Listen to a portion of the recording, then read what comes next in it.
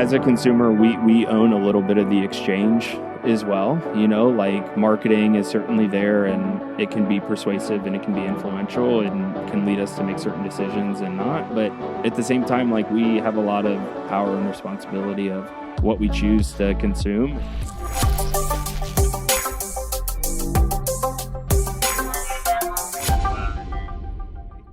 All right. Well, welcome to the Money Alchemist Podcast. I'm your host, Brent Gargano, and this is episode 58, as I've been checking over here with our director, Nick. Thanks, Nick. And for episode 58, we're doing something a little bit different here. So normally you guys are used to seeing Ben, but instead today we have Bryan. So as many of you know, on this show, we talk a lot about money. And of course, like for me, as I was getting started at being an advisor, there's always, especially early on, that you're like trying to solve all the problems. So it's like, you can contribute to an IRA, or you should set up a 529, or you should get your estate plan put together. And I think what happens to most advisors as they grow and they develop in the space is you start to recognize, like, yes, that stuff has value and you really need to make sure that you are solving all of the problems, but you start to realize that the biggest impact that you make in people's lives has to do with their psychology and how they use money as a tool in their life to live a better life. And so in line with that money psychology component, I think it's just so important to understand why we buy what we buy. And so in line, here is Bryan, and Bryan is actually a professor. He's a PhD at Xavier University. And he teaches consumer psychology. So we thought for our listeners that it might be good to get a little bit of a sense for, like, how are we marketed to, and what are some of the biases that we have on our purchasing decisions, so that we can be more aware of those and ultimately make, hopefully, more effective purchasing decisions. So thanks, Bryan, for joining the show. Yeah, happy to be here. Thanks for having me on. I'm excited to do this. We're excited to have you. So why don't you start off just telling a little bit about who you are, what you do, how you got into what you do. Just tell us more about yourself. Yeah, sure. So like you already hit on, so currently I'm a marketing professor at Xavier University. I've been there for 6 years now. But years and years ago, before that, I was at the University of Cincinnati. And while I was at the University of Cincinnati, I was studying marketing and psychology, and started to really fall in love with more of the psychology side, but seeing a lot of the overlap between marketing and psychology. So explored some different options in terms of what would that mean for me long term. What are some potential avenues? And going to graduate school, getting a PhD, becoming a college professor was one of those paths that really spoke to me. So took that path, and ever since have been teaching marketing. I teach consumer behavior. I teach the intro to marketing course. I teach courses on retail marketing as well, all with this really sharp focus on the consumer and designing marketing strategies that are consumer centric, and really understanding how that can drive a business, how it can grow a business. But also one of the things that I like the most is consumers are really kind of interesting, funny creatures in the ways that we behave, and having interesting biases and things that, you mentioned earlier that we'll probably get into. And I've always found that to be really interesting, and how quirky we can be. So I love talking about it. I love teaching it. And I think it's certainly relevant to a lot of different fields. Finance is one of them, of course. But excited to talk more about it and dive into it and see how, our two worlds can kind of collide here and overlap quite a bit. Yeah, I think that's great. And earlier, so it's so interesting because earlier you and I were talking about, like, how are we going to get prepped for this? And one of the things that dawned on me as we were talking is, it's like all of this marketing is effectively designed to just, like, get us to open up our wallets and spend money on everything. Like, if essentially I just followed what's marketed to me and what these companies would want me to do, like, I have an infinite budget and I can buy everything and it all makes me feel great. But the reality is, we don't have infinite budgets, and we have to prioritize how we use our money. And one thing I thought was so interesting about your background is that your dissertation, as you were doing your PhD, was in self-control. Yeah. So I just think from like my perspective, helping the consumers that you're talking about with their spending decisions, so much of it is about, like, how do you block out the noise a little bit, right? So talk to us a little bit about some of your beliefs. Yeah. So one of the reasons why I even ended up studying self-control is because I mean, a lot of science happens this way. We call it me search, like things that are interesting to you. You kind of want to go find out the answers. And one of the things that I observed is, we have this whole industry of self-improvement products. So whether that's saving for retirement or losing weight or eating healthier, there are all these different options, services, products. Um, and I always thought it was this interesting paradox of, if there are all of these products and services for self improvement, like, why haven't we solved it? Like, why aren't we just better at all of these things? Um, what's going on, right? And I was never convinced that the answer was just that we are inherently bad at self control, which is kind of like the easy intuitive answer, right? We're just not good at it. And so what I started to study, which is aligned with some newer research, right, in the past couple 10, 20 years, is this idea that self-control is really dynamic. It's not as restrictive as we once thought it was, where, just don't do this, right? So from a financial perspective, just spend less money, right? That's kind of this classical view of self-control. But in reality, we engage in self-control in a bunch of different ways. And so I was able to learn more about that and explore, all just kind of from this initial idea of, if we have this goal or this motivation to try to get better, why is it that we're not getting better? And it might just be because we're not aligning with, what's our strategy to actually get better? What's our strategy for self-control that's going to get us there? And then what's being like kind of marketed and pitched to us, right? And if there's that misalignment there, maybe that's why we're not being as successful as we anticipated.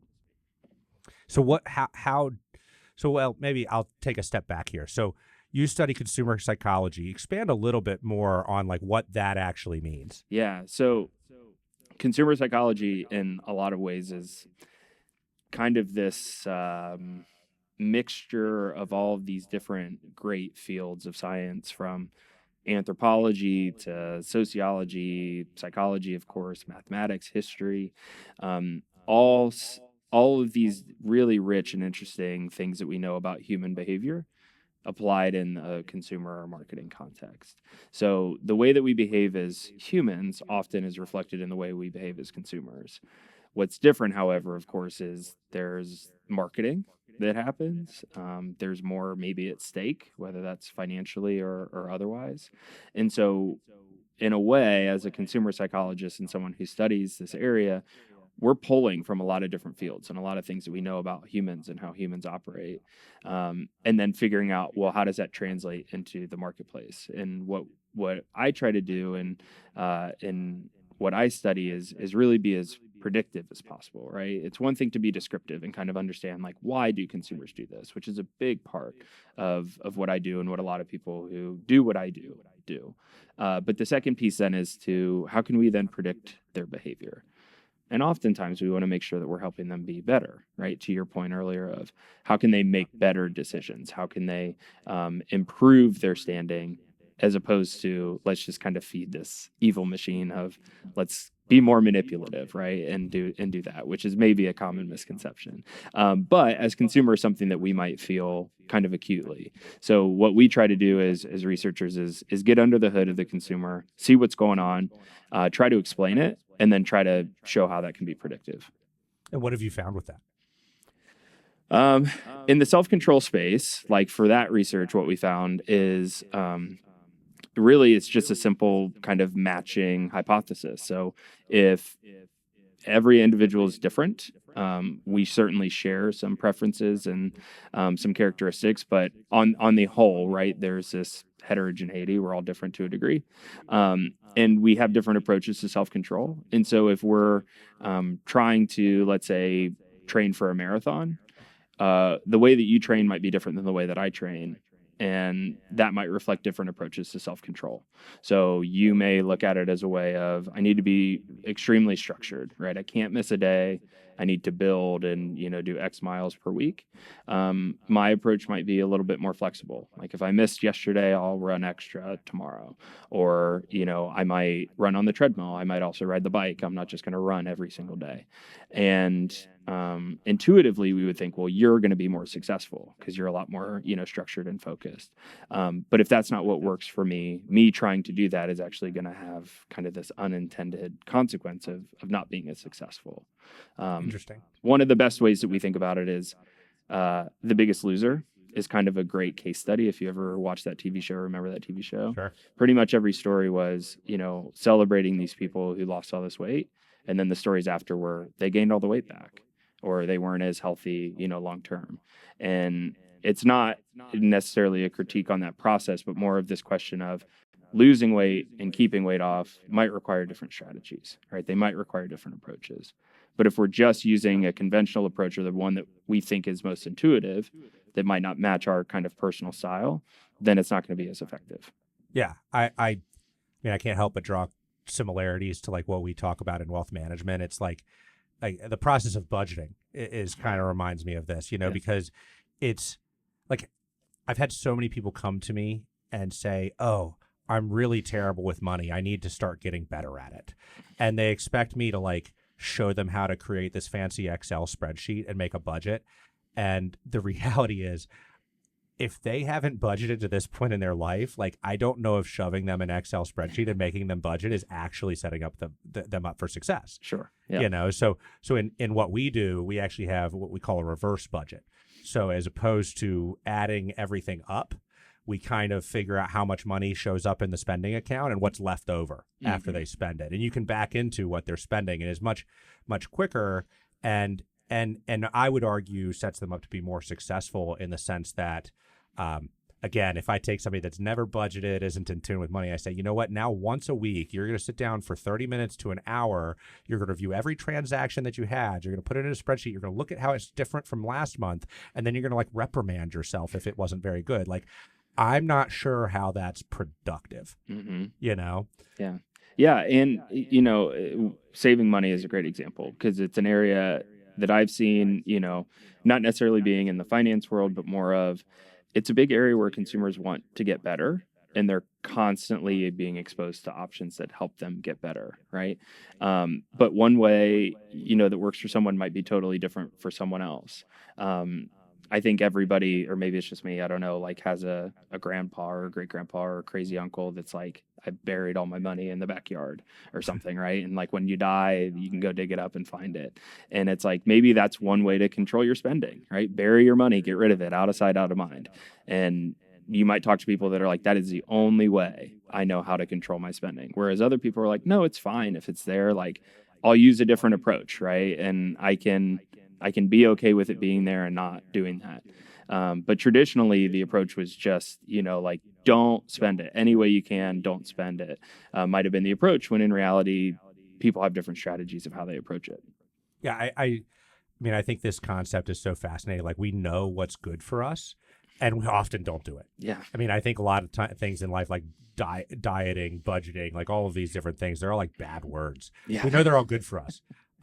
So sometimes maybe it's just like, maybe back to consumer psychology, like how much, so maybe talk to us a little bit about like, how are we as consumers being pitched these things and what do we need to know about ourselves that we don't know that they do know? Yeah. Yeah. I think one of the things that I love to teach, right. And I like to talk about it as well as this idea, it's known as the paradox of choice. Very simple concept. We often want more choice and more variety, or we predict that we want more choice or variety than we actually do.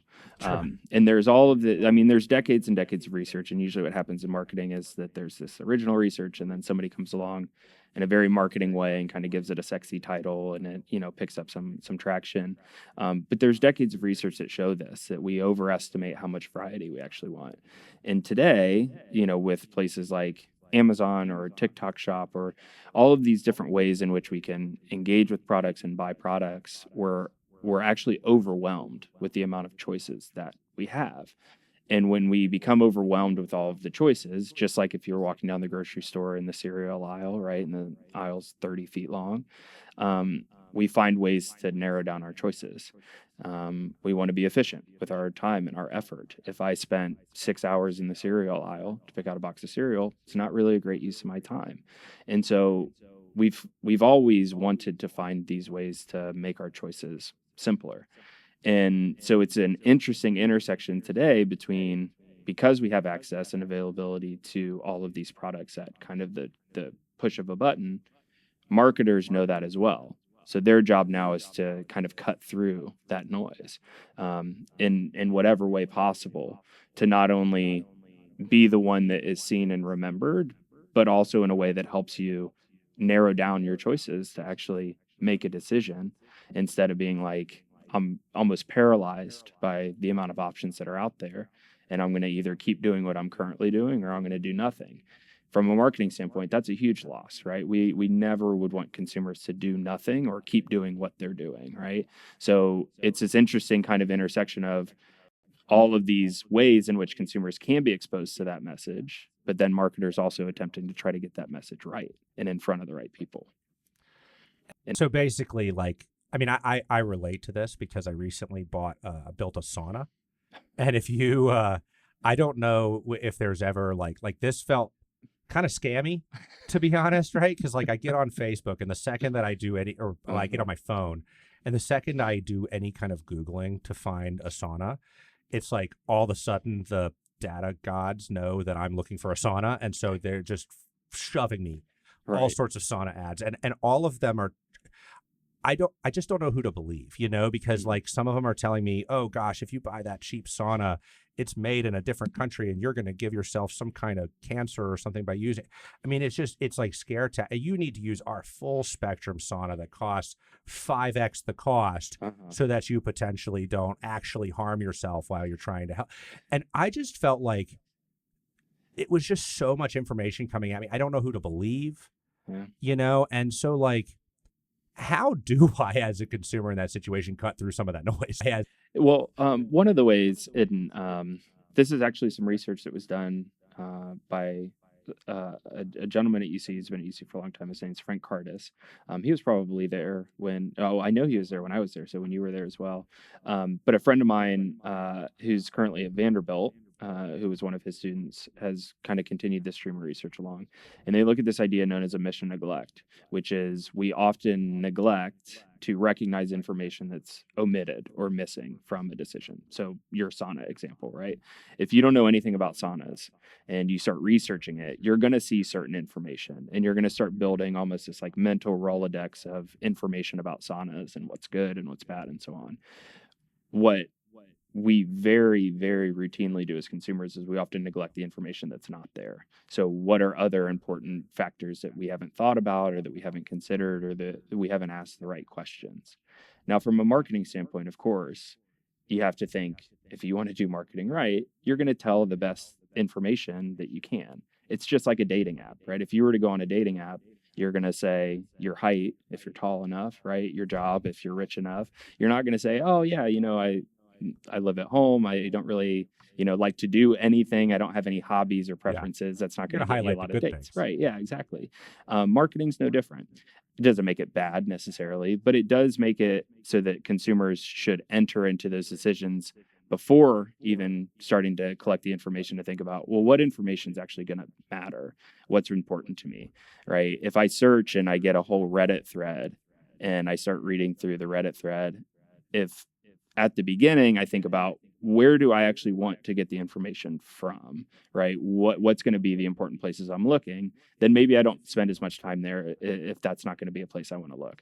Or maybe at the beginning you're like, price isn't a factor. I'll pay whatever, right? So now you might not be as worried about the price, or if the price is present or absent, right?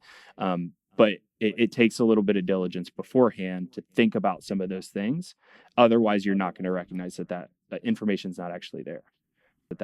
And we've talked on this podcast a lot about AI. Of course, AI is like the big thing to talk about because it's everywhere, growing, right? And but you kind of touched on something that I really maybe really appreciate about AI, which is it seems to help me kind of look at maybe what I'm not thinking about products, or it helps me cut through some of the noise. So like I these days I find myself when I'm at Costco, I'm like going around to almost everything that I'm going to buy or thinking about buying. Like if I'm on the fence about buying it, it is so interesting. Now I'm taking a picture of it and uploading it to the AI and basically saying like, hey, given what you know about me and my life, does this make sense for me to buy? And it's done a pretty good job of like helping me, like what you just pointed out is like, you don't know what they don't talk to you about, like helping me see some of the blind spots. Yeah. And AI is the great aggregator, in that way, where it's really pulling all of that information for you to help you figure out what is important or not. Right.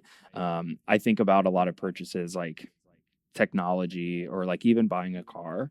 A lot of the times there's a lot of metrics that sound really important to us. And either they're not very differentiated at all, right? Like a miles per gallon might be a big point of differentiation for one car, but it's only a couple miles more than every other car on the market. So the difference is negligible.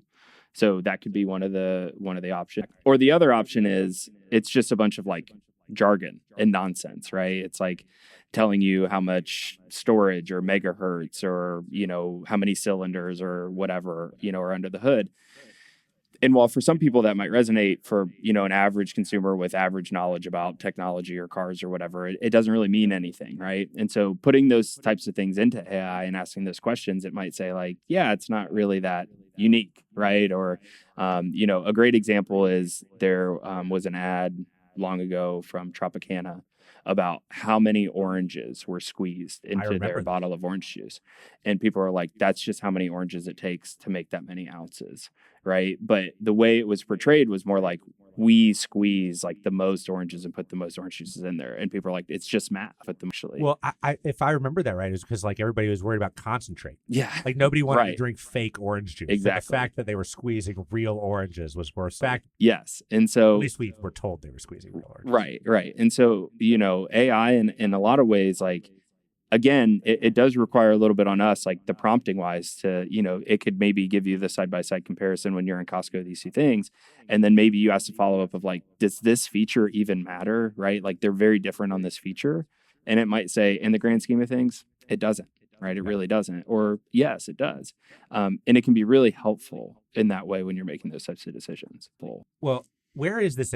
Like I'm skeptical of the future of the AI in this sense, because like there's a part of me that like right now, I think I pay $20 a month to have access to this stuff. And I'm not the only one that realizes like it's probably going to be more expensive over time. But like Facebook is free, quote unquote, but like they're clearly selling all of my data. Like they're making money on me at Facebook, 100%. Right? And so you mentioned before, like a lot of these services we consume, they have an ad tier and a non-ad tier. Like, in the future, how are these companies looking at like the role of AI in their marketing approach? I think they're very aware of what the potential is and how they can utilize it. And I would speculate that a lot of companies are like holding steady. They're just waiting for that opportunity for it to open up. So one of the conversations you and I were having earlier is that my view on it is that it seems inevitable that they're going to have to start being profitable beyond a subscription at some point, right? Because they want to be a profitable business. They have investors and shareholders and all of that. And at some point, either the subscription, to your point, are going to go, through the roof, or they're going to find ways to supplement the income. And it's really not going to be any different than Facebook and Google and Amazon, right? And the way that those three platforms specifically started to increase their revenue pretty substantially was selling ads and selling consumer data.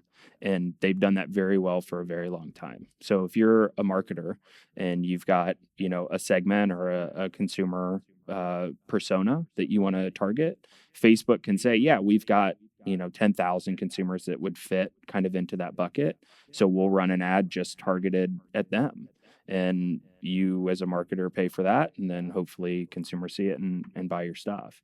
The other side of it is that for AI, a similar approach could happen where they're maybe not targeting consumers, which they certainly could. They have a ton of data to do that, but more of in the results, right? If you're looking for, I need a new bug zapper for my back porch, part of that recommendation might end up being branded and sponsored, in fact, right? Not just this is the most popular brand or this is the brand that the most people have talked about and the LLM has learned that brand. It's more of, no, they paid me to boost this brand to the top and to a result for a prompt like this. Yeah. So like if I'm trying to ask how I go about cleaning my wood floors in my house, it might talk me through it and then make a suggestion on some products that I could buy. Yeah, absolutely. And it's no different again than, Amazon does the same. Different. But like you said, there's kind of some benefit in that, right? Because there's a million choices that I could buy and I'm not really very good at handling those million choices. So it's narrowing it down for me. So like, is that a good thing? Is that a net positive or is that misleading? I think on the whole, it's a good thing because most of the time, in my experience and kind of in my view of it, what is being sponsored or like promoted to you objectively are good products, right? Yeah. Now we could argue, maybe they're overpriced or maybe you're paying more and you could get more for less or something like that. But I think on the whole, we're usually getting good products and services as a result, right? We're not getting sold a bunch of crap because to some degree, we as consumers kind of balance out the market, right? If we continually get sold crap, enough people are going to stop using it or speak out against it, that something else will kind of rise up in its place. I mean, you say that, but like I think about like not that long ago, I was pricing out gutter guards, and of course I had the commercials for leaf filter. Yeah, you've seen the leaf filter commercials. So I have the leaf filter guy out to my house, right? And he looks at all the gutters, and my gutters look like crap, by the way. They were terribly old. And he comes back inside. He goes, "Your gutters are fine. We don't have to replace any of your gutters. We don't do that anyway. We just put the gutter guards on them. So here's this massive bill to add gutter guards to your gutters." And I'm sitting there and I'm thinking about it. I'm going, am I really going to spend that kind of money to not have new gutters? So I run a Google search. I'm like, what do people think about leaf filter? And it turns out people are pretty vocal about this, that they don't love this, right? So like, why hasn't that corrected? Yeah. Well, I think it has to an extent, right? Because if there's enough people out there that are speaking out, but you then looked, right? And then you're like, I'm actually not gonna use them as a service. I think part of it varies by industry as well, right? If you think about that type of industry, I don't know what the market share looks like. And so it could just be that you only have so many options and maybe none of the options. I feel like there's so many of these companies in these kind of like, I don't want to say scammy industries because that's not right, but like it's almost like when you go with like the big company that shoves you a ton of TV ads, you're almost always set up to get hosed. Like, is that true? Because like going back to the leaf filter example, when I first started talking to them, their price was like, I don't know, they wanted some ridiculous number. It was like more than $15,000 to like put gutter guards on. I said no, and then immediately they dropped the price like 40%. Yeah. Right. And so I don't know. It just felt and then I started the Google search and I find that like there's a lot of these like large companies that advertise to you on TV that maybe if you go search the reviews, people don't have the same experience that the people in the commercials want you to have. And I guess the reason I'm kind of stuck on this is like I'm always so torn between like, are they marketing to me to sell me something that's BS or kind of to your point, like, are they actually selling me a good product that I'll get value from? Yeah. And I think the answer really is it depends on what is the firm's marketing philosophy. So there are a couple like core marketing philosophies that firms can use. And one of the ones that's been around for a really long time, which is a great example for like the gutters and those types of industries, is a sales philosophy. Like their belief is that marketing means trying to sell. Yeah. And the more sales leads to more profits, especially in maybe a higher margin industry, right? Like I'm going to go to 100 houses to sell gutters. I really only need 10 of them to say yes, right? And so I'll negotiate, I'll knock the price down, right? And it feels more of like that game. And that philosophy has been around for a really long time. That was kind of like the original, if you will, marketing philosophy. But now there are a lot of companies that are more focused on the customer, right? They want to understand the customer's wants and needs more than just try to sell you something. And we have a lot of success stories in that space, right? Apple, Amazon is very good at that. Walmart is very good at that, right? Where it's less of this approach of like, I have something that you need and I'm just going to aggressively sell it to you. Yeah. Versus I'm really trying to understand what you want and finding a way to solve that need, right? And you're a homeowner like me, right? A lot of services in that space are very sales philosophy, right? I'll get a flyer in my mailbox for new windows once a week. And the hope is that eventually, at some point, right, I choose to get new windows. But they don't actually know, like, if I've gotten new windows, if I need new windows, if my house even has windows, right? It's more of just this idea of we're going to shoot our shot as much as possible. We don't need to know what the consumer actually wants or needs. So it's just a different approach. But to your point, in the sales philosophy, I do feel like there are more times where we run into like, I feel like I'm getting taken here, right? Versus rarely do we buy a new iPhone and we're like, I got had, right? You're like, no, I ended up playing at how expensive. Yeah, that's it. But you're like, but, and then you talk about all the reasons why it was a good idea. So as a rule of thumb, I guess my personal rule of thumb is that if they require that my spouse be home to come and have a conversation with me, or if they bring a briefcase to my front door when they show up, like I should probably not front. Yeah. Well, my favorite that I've gotten pitched before was, we are we're slammed with, all of our bookings today, but we can get you in first thing in the morning. And then when I say no, they tell me how much they really want my business. And I go, but you already are all booked today. Like, it sounds like you have plenty of prospects and plenty of leads. So bad? You don't need me very bad at all. Well, and I think that almost leads to, like, from my perception, so much of marketing and so much of the buying process has shifted from like being more pushy to me, as opposed to where it seems like it's gone now is, as opposed to pushing me so hard, it's kind of like building trust. And I could say this as a financial advisor, I mean, nobody, like, if I come up to you and I tell you 20 times that you need my advice, you need my help, like, the likelihood that you're actually going to work with me is pretty low. Mm-hmm. But if you simply know that I'm an advisor and, I don't push on you about it, and I educate you, kind of like this podcast, right? We want to be here. You know what we do. We educate you about how things work. And ultimately, the hope is that it builds trust and that builds the right kinds of relationships. What are the best companies out there that are marketing doing today that's different than what's been in the past? The ones that really focus on building trust. Obviously, I agree with you. I think that that's really important. But then also just my perspective is like being that obsessed with your customer has really led to being really strong companies and really strong marketing. So there's a few, that I bring up as examples in my classes, right, that I try to teach and talk about. My favorite one to talk about is Costco. I mean, I love Costco. We talk about Costco on this podcast a lot. Good. You should. They're a phenomenal business, a really unique model. It's very obvious who they are and what they stand for. Their value proposition never wavers. And the part that I love in the context of this conversation is that it's a subscription, right? It's a membership. You're having to pay to even have a chance to go and shop there. And I mean, call me crazy, but I don't think you would ever do that at a place that you can't trust, right? And so they've established that level of credibility, and a lot of it is just because they deliver on what they say that they will, right? They say we're going to have, the most exciting items at, low prices or affordable prices, or however you want to look at it. And they do consistently. I mean, there's new stuff all the time. There's name brand stuff.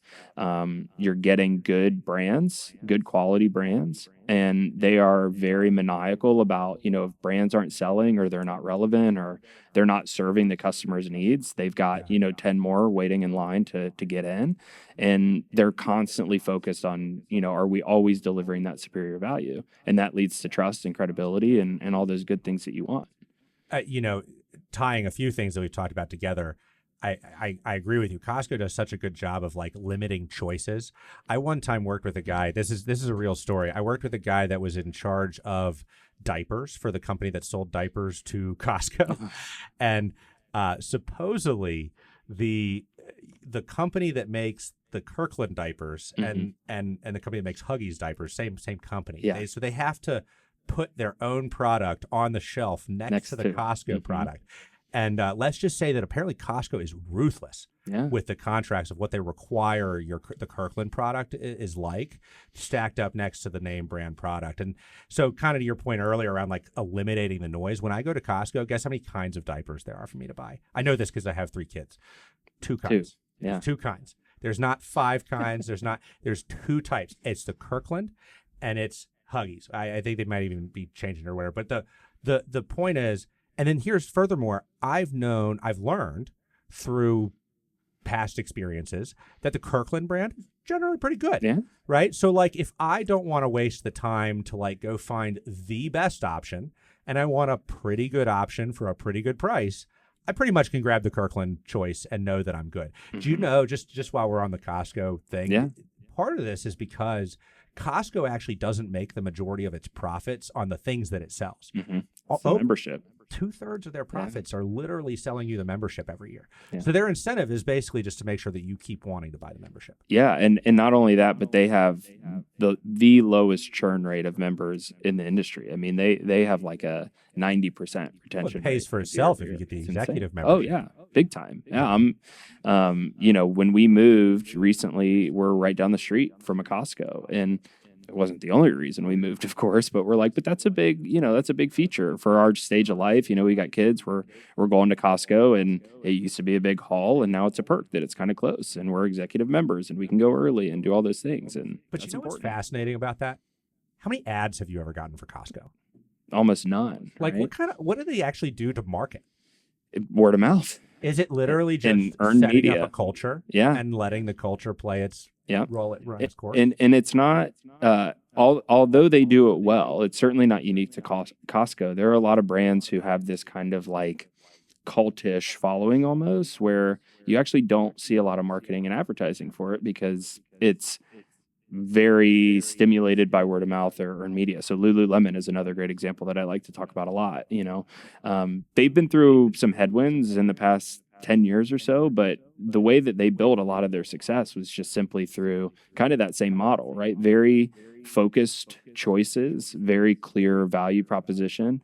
They leaned into premium pricing kind of unabashedly and didn't do a lot of marketing and advertising and kind of let the product speak for itself and built up this loyal following that they knew they could continue to serve. And in fact, one of the reasons they've run into so many headwinds is because they weren't really acquiring a lot of new customers, but they were retaining their most loyal customers.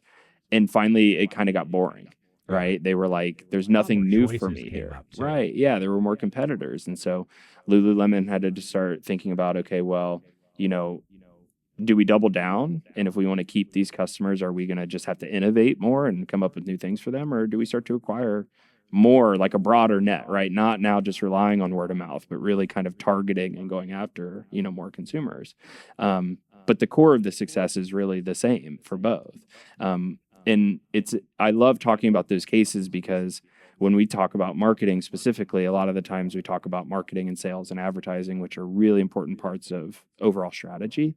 But at the end of the day, it's, do you have a clear value proposition and do you deliver on it? And if you do that well, you don't really need to do a lot of the other things very much. But doing that well is hard. Yeah. It's not easy. Yeah. I mean, I still go back to, it almost seems like there's a relationship where the harder you have to market to me, maybe the less valuable your product actually is.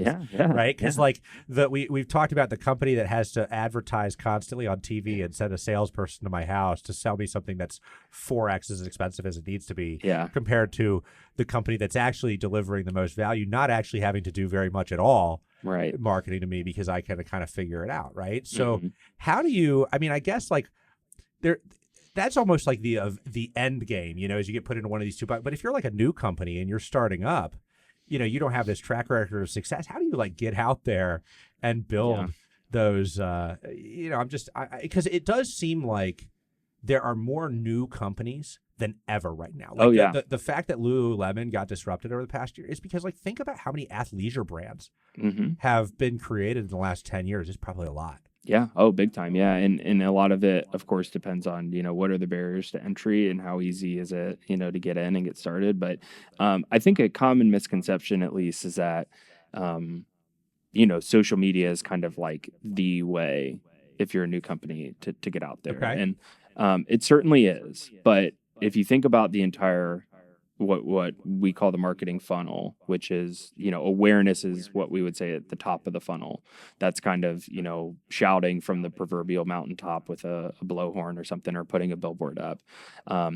That doesn't necessarily translate to the bottom of the funnel, which is conversion and loyalty, right? There are plenty of brands that I know about, that I am aware of, that I don't buy from, that I'm not loyal to, that I've never converted on, right?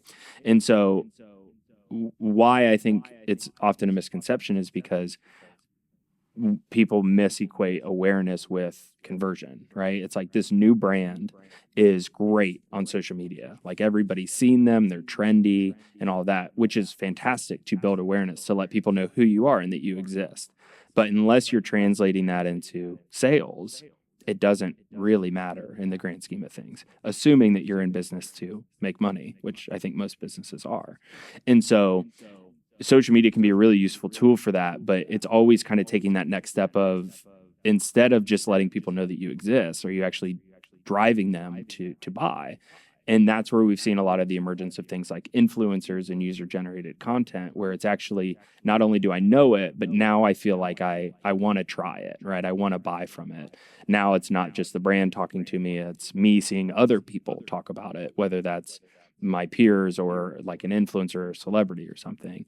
But simply like, going to a new company, firing up a social media platform and just kind of being present is really half of the battle, if that, right? There are so many other steps after it that you need to take to really grow and rise and kind of build that consumer base.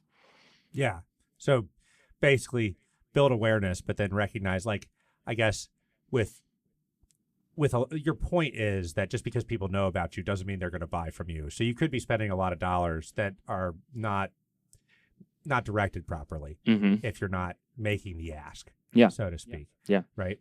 Well, one other thing, not to change direction a little bit, but going back to something you talked about earlier, which is like, price point. You talked about pricing being one of the biggest, obviously that's the most obvious way that I can decide if I want to buy something or not. I click on a link and I look at how much does it cost. But it seems like more and more nowadays, there's a lot of people trying to sell me simple things for more money. Right? Like I just, it's great. Yeah. Just last night, I'm scrolling through Facebook and I get an ad for a hamstring stretcher. Okay.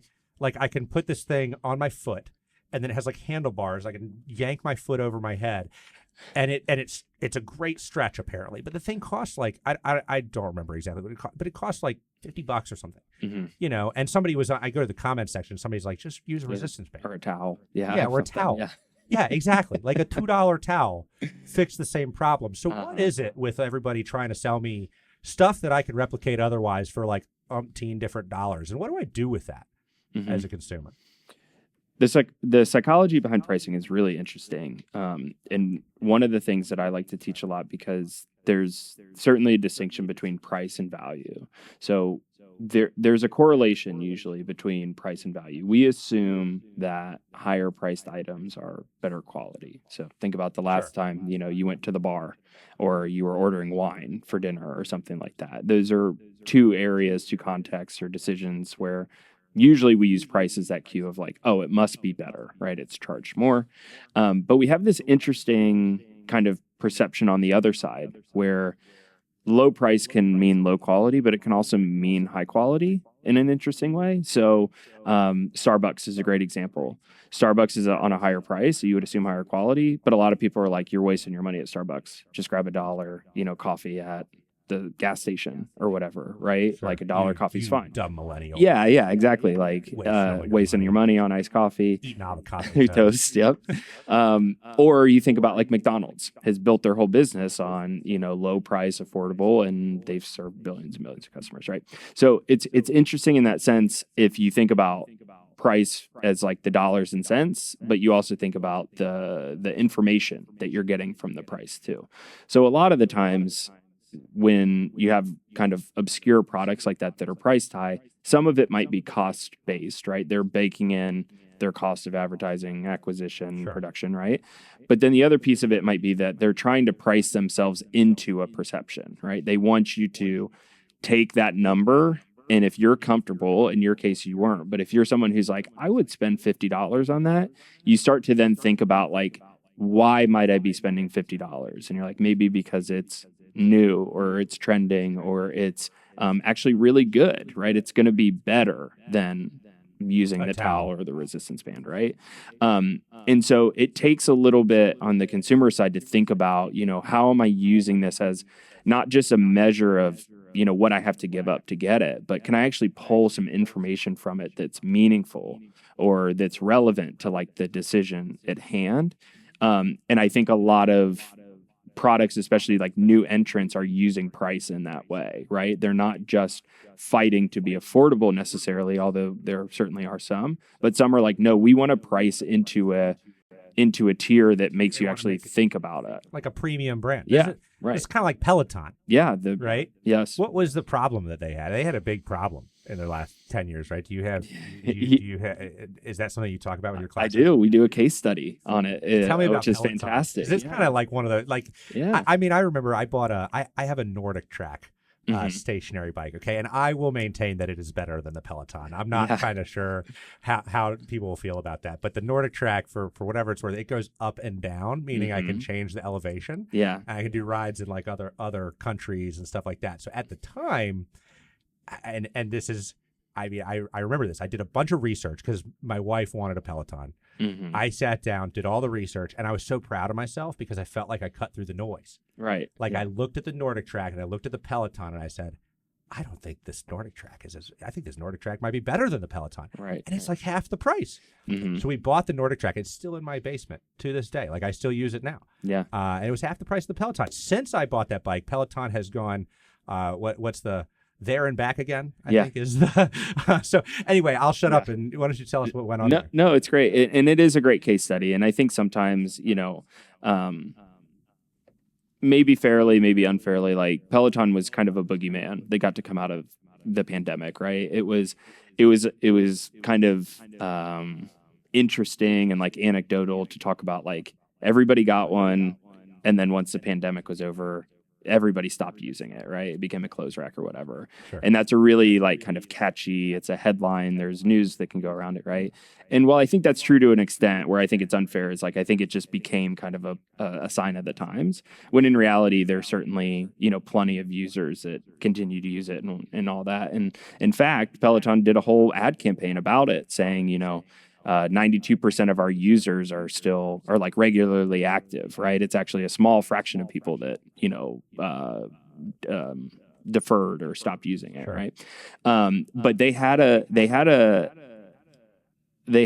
an image problem in the sense, not that there was bad PR, although there was some, more of people's belief about the brand and about what the brand was and what it meant wasn't necessarily aligned with reality. And originally, Peloton didn't have to do a lot of convincing. It was kind of like you're stuck at home, you don't have anything to do, so our cost of acquisition is not a lot. And we're making huge, healthy margins because we're selling not only equipment, but a subscription as well, right? once that started to slow down, acquisition became a little bit harder because now you're having to change people's minds about what Peloton is and what it means and what it does. And if you look at what they're doing now, they've actually moved away from their equipment quite a bit in the sense of like emphasizing it. And now they're emphasizing more of it's a fitness community. The instructors have their kind of their own brands. Every instructor has their own personality. They have their own style. They've built in a lot more customization. So they've moved kind of like from this premiumization of like elite fitness type of approach more into this is approachable for everyone because you can customize it to like fit into your life. But that's a really hard thing to do. I think they're doing it well. But changing people's minds about something that has become really kind of crystallized is difficult. And when you're in a situation there and where you are reliant now on getting new customers and you have to change their mind first, it's really hard. It's really difficult. But that's kind of the situation that they've found themselves in. Yeah. Well, and we kind of talked about this before, but it's so interesting to me. Like we know what's good for us. We still don't do it. Mm-hmm. Why is that? It's hard. Honestly, a lot of the times it's hard. A lot of the times we maybe don't know or don't know where to start, or we're not super patient with things either.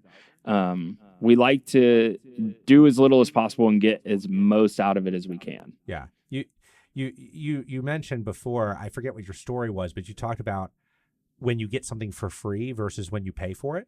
And so I just picking on something that you talked about before with Peloton and selling in this community.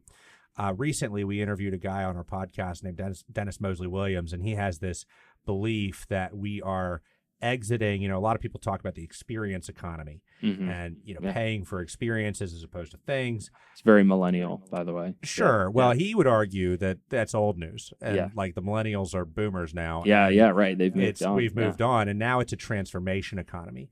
And that the most successful businesses won't be selling necessarily an experience or a service or a thing. What they're actually going to be selling is a membership effectively to bring you into a community to make you a better person, right? Like it's how to transform yourself into the person that you ultimately want to become, right? He talked about what is your religion and how do you live that out a little bit better. And I just think, to me, that seems, I mean, I feel like I identify with what he's talking about in the sense that a lot of what we're being sold nowadays is kind of trying to maybe scratch my itch to feel like a part of something and to feel like I'm bettering myself or maybe make me think my image or see myself more in the way that I want to see myself, right? Well, it's interesting, right? If you think about marketing, or more specifically personalization as a pendulum, it feels like we're constantly swinging back and forth. And you think of something like Netflix is a great example. Netflix uses what we would call micro-targeting. So they are able to personalize your Netflix all the way down to the thumbnails to increase the likelihood of you watching some sort of still content. sit there and scroll for forever, 40 minutes right? trying to find something to watch and end up flipping through my phone on Facebook by then. Right, and then you lose interest. So I'm not sure what that says for long form TV or what we do. I mean, we've been talking for an hour, right? So I don't know. Yeah, I don't know. Yeah. But it almost feels like, because we have examples like that where something can be given to us at such an intimate, like individual level, we're almost yearning to go to feel less isolated, right? Well, it makes us feel good that we have these kind of like personalized offerings. At the same time, we might feel like we're too individualized now, right? Like we want kind of to be more part of that group or to be affiliated with something. There's a scientist or a consumer researcher named Alicia Brewer, and she came up with this theory called optimal distinctiveness, which is this really great idea that I love to talk about in my classes, which is that as human beings, we have two competing needs, like very fundamental needs. We have a need for assimilation, and we have a need for differentiation or individualization. Those are like competing, right? Exactly. Opposites. And so her theory is essentially that there is some sort of optimal level that satisfies both. So if you think about a group that is extremely inclusive, it satisfies our need for assimilation, but we don't really feel unique because it's for everybody. The group is for everybody. That could be maybe a church would be a good example, right? On the other side, you have something like a fraternity. It's very exclusive. You need to be offered membership. So your need for individualization, you're like, I want to assimilate, right? I actually don't want to stick out very much, because if I stick out too much, I can't be a part of the group, right? Sure. So we're kind of, not that we don't belong to those groups. People join fraternities, people join churches, and so on and so forth. But we're kind of always on this hunt for, like, can we find that sweet spot where we can be ourselves, but still be part of a group? And one of the areas where we do that quite often actually is in sports. So we become a fan of a team, but we have our own kind of individuality, whether it's our favorite player or our favorite memory or something like that. And so I think, to your point, and what you brought up is very true. And there's a lot of evidence for this idea that, we are looking for kind of that community to feel a part of, but it can also then make things easier, right? Think about, like, if you want to run a marathon, it might be easier to do it within a running group than running alone. Or if you want to get, if you're young in your marriage and you want to try to navigate it, it might be helpful to be in a group of other people, whether those are friends or like a specific group of doing it, right? Or it could be a fan of a podcast, right? Like you might have listeners who are looking for more financial advice, and it's part of what they're getting out of this is listening, but the other part might be comments, right? And commenting and interacting with other people. And so I certainly think that's happening more today. And that's maybe some of the psychology under why it's happening. And how does paying for some of those things, like we talked about a story, you brought up a story earlier, where it's like paying for something, because one of the things that I believe is that you kind of value things for what you pay for them. So if you get something for free, maybe you don't value it as much. So like, how is that shown, or how is that reflected in like the consumer psychology? We often, not often, I mean, there's a ton of research that would show, like, we pretty regularly underestimate opportunity costs. So when it comes to, paying for something versus getting something for free. So one of the examples would be, let's say, I'm a professor at Xavier. I get 4 basketball tickets for free to go see a game with my family. And I'm going to take my kids and my wife. And, it's basketball season, so it's the middle of winter. The day of the game, there's a big snowstorm. The game's still on, but, the traffic's terrible. The roads are bad, so on and so forth. If the tickets are free, it's easy for me to say, like, let's just not go, right? No money lost, no love lost. We'll just stay home. Not a big deal. When we pay for it, psychologically, it feels a lot more painful if we don't see it through. We don't go, right? As a dad, I'm like, let's load up in the car. I don't care if it's snowing. We'll walk there if we have to, right? We spent $200 on the tickets or whatever, right? What I'm underestimating there is that the value that I could get from just not going, which could be maybe I stay at home with my kids, we play out in the snow, we go sledding, we watch a movie, we take some photos, right? And then years from now, I'm like, man, I would give anything to go back to that day. I'd even give $200, right? And so we do that pretty routinely, where we underestimate that cost of, what is the opportunity. It's why, honestly, it's one of the reasons why we're really brand loyal. We don't want to switch. We're afraid to switch because we feel like the cost of switching is going to be too much, or we've invested too much already, even though objectively we might have a better experience if we were to actually switch. And so a lot of the times as a consumer, I think it takes some effort to think about, what am I actually getting here in this exchange or this trade-off? When I am paying for something, what am I getting out of it? And am I hitting a point of diminishing returns? And if I am, do I stick with it or not, right? And why I make that decision should come from me thinking about it and not merely being like, well, I'm already so far in, I might as well, just see it through. Yeah. We call this in the finance industry, we call this the sunk cost fallacy. Yep. Like once the cost is sunk, it's done and gone. Forget about it. You've already bought the tickets. All that matters now is moving forward. When you told me that example earlier, I kind of thought about it because, as I reflect on the financial planning business that I run, what we do isn't free. Like people have to pay to get the service that we provide. And you would think that when people hire you and they start paying money for you, that's going to make their finances worse because now they have an added expense. The truth is, what I've seen is that once people start paying to have a financial advisor, they start holding themselves more accountable to the kinds of things that people with financial advisors do, like saving money, and having a diversified portfolio, and managing their taxes well, and putting together an estate plan. And it's amazing to see how many people, when they weren't paying for a financial advisor, like didn't save a whole lot of money and didn't like better their financial situation. Then all of a sudden they start paying for a financial advisor, which is taking money out of their pocket. But then 2-3 years later, they've made more progress than they had made in the last 10. I'm just fascinated by, there's times where, and I think that we have to, as advisors, it's really like one of the more artful things that we have to try to do with clients is like try to decide when to encourage them to spend and when to discourage them from spending, because spending is definitely not like there are really great things to spend your money on, and there are really good, outcomes that come from spending your money if done well.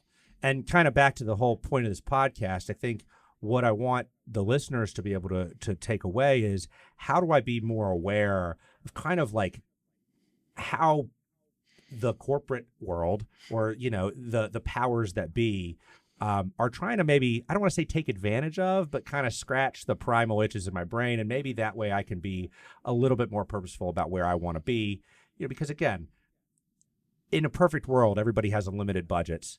We can buy all the more expensive things with perceived higher values, all of that. But the resources are somewhat limited, and you are individual. I mean, everybody is different. And so it's like at a certain point, you have to be able to make a decision.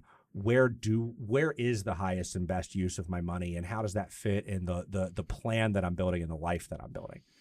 Yeah, I think I'm certainly not the only person that thinks this way, but I think I am in the minority, at least, of, people who have talked about this. But this idea of friction is really interesting to me and something that I like a lot and have thought about more as a teacher specifically, especially with things like AI and other things coming along. But we live in a world today that is built in a lot of ways to optimize our experience, which means eliminating friction, taking things away, right? So I can hop on the Starbucks app, I can put in my order, I can go scoop it up. I don't have to talk to anybody. I don't have to get out a credit card. It's just all automated, right? Or I can be in Costco and simultaneously on the Costco app and checking stock at other places, right? And in a lot of ways, I don't know if Costco is the best example. Yeah, that's probably not. Like their digital is not great. Kroger or Walmart, right? Costco is like, the prices that you see in the store, they're completely different on the app. We have completely different things. I'm pretty sure that's the one thing I pick on about Costco is they take pride in confusing you. Yes, and they do not love digital at all. It's very much about being in the store. Anyway, no. That's you're totally fair there. But this idea is like, as consumers, we love that. We want things to be easier. We like it when things are easier. There's nothing wrong with that, right? But in a lot of ways, and this is where, I think I'm kind of in the minority of the opinion, is like, I think that there's a lot of instances in life where we should reintroduce some of that friction because it can actually be good for us, right? That's, think about, a class that you took in college that maybe you didn't know anything about, you didn't like, maybe your professor was kind of difficult, you had to do tough tests or whatever. You got put on the spot, you had to speak up in class and you're not comfortable with it. A lot of the times in those situations is when we kind of learn the most, when we feel uncomfortable, when there is that little bit of friction that's going on, right? Now, I'm not advocating for like, let's make everything super hard and super difficult.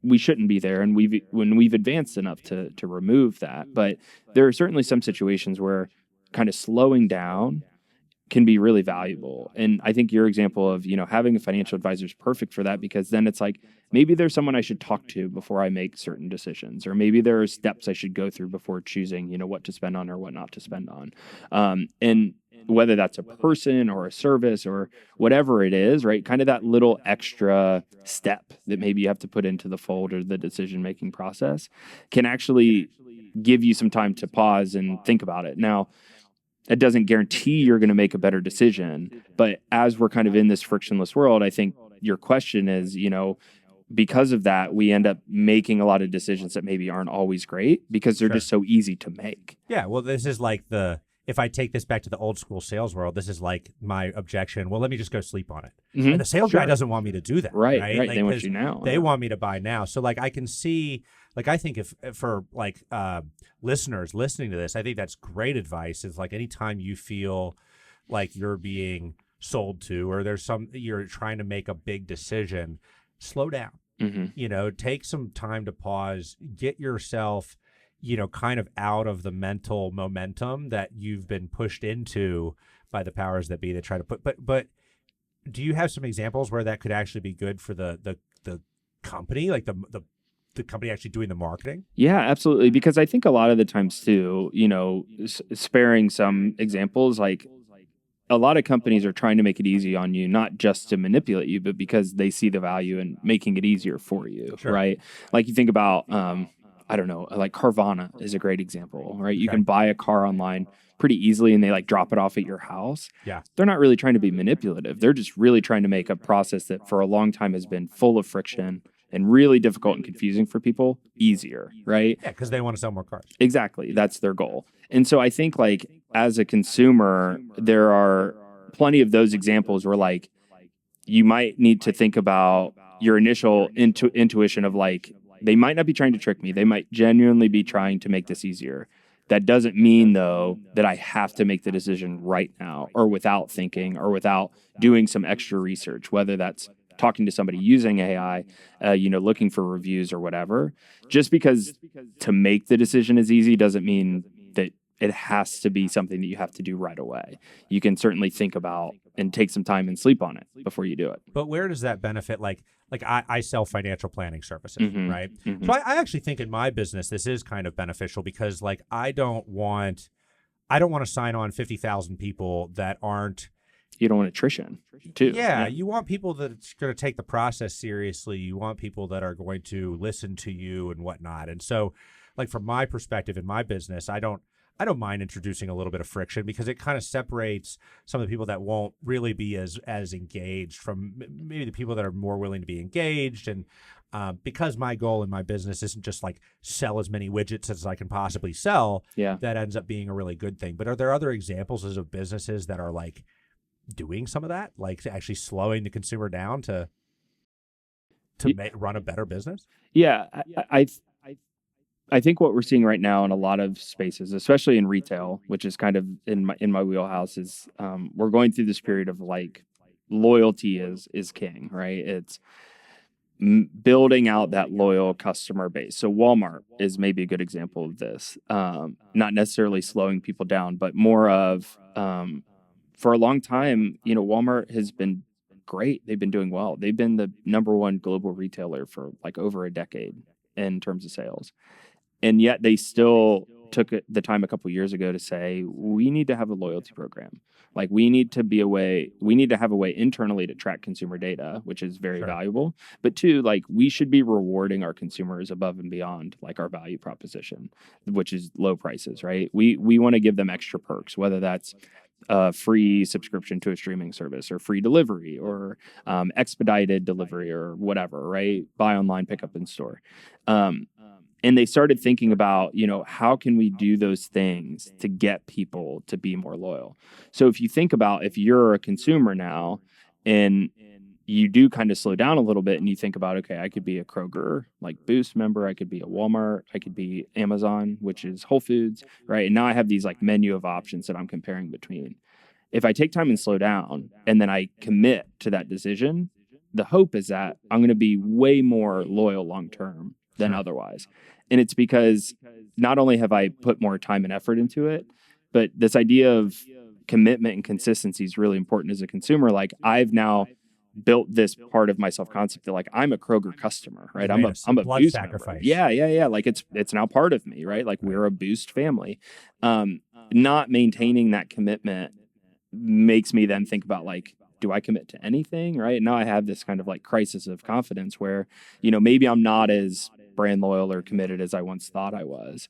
And so it may not be the brand intentionally adding that friction, but more of can there be more friction in the decision process? And if we get chosen, we're going to enjoy the spoils of it. Kind of my point, like the customers that are going to take the extra steps are ultimately going to be better customers. Yeah, right? absolutely. Well, I think this is all great, Brian. I mean, you've really you've done a great job putting up with my questions and whatnot. Was there anything like as you know what you do better than I know what you do, right? So like I'm leading you through this and putting you in some kind of box. Like, are there any, what else do you think is interesting to you?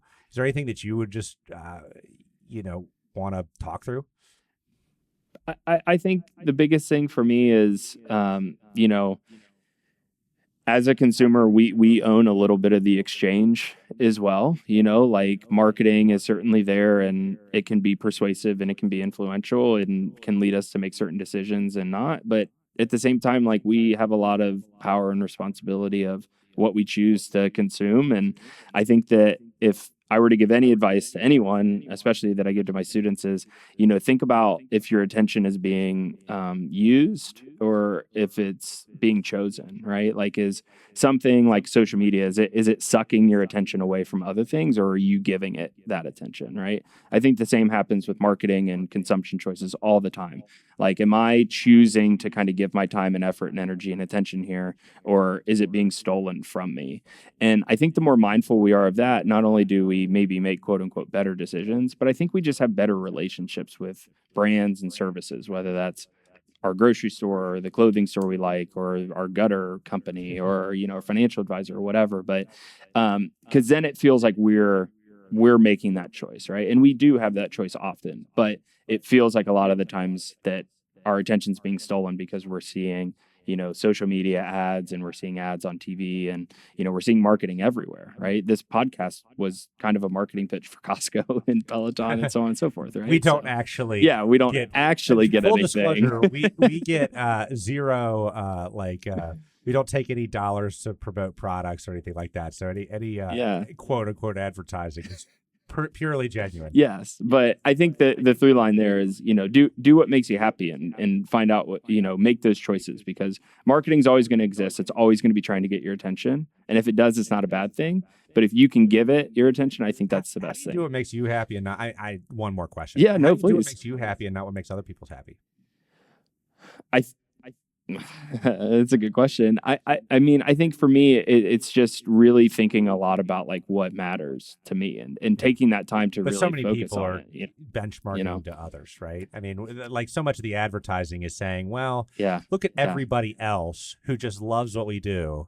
Mm-hmm. And do you want to be like them? Yeah, I think it's just thinking about, really kind of taking time of taking stock of what you're doing and where you're spending your time, and saying like, what brings me joy? What is your religion? Yeah, exactly. To tie it back in. Yeah, I think that's the big thing. For me, it's teaching, it's playing golf, it's spending time with my kids. Which, by the way, we had a chance to play golf together last weekend, and thankfully I was on your team because you kept us in the game. Not that we definitely did not win, but that's okay. That's okay. But we got to do it again soon because it was really fun, and it brings me joy. And spending time with friends and doing stuff like that makes me happy. Yeah, and we have a whole other podcast on happiness and all that stuff. But anyway, I want to give the listeners their time back, and just say thank you to you, Brian. This has been so much fun. And I hope for all of you listening, I hope that this was useful to get a little bit of a peek behind the curtain in terms of how your brain might work and how marketers think your brain works. So thanks again, and we'll hopefully have you back at sometime in the future. Sounds good. Anytime. Thanks a lot. All right. Bye now.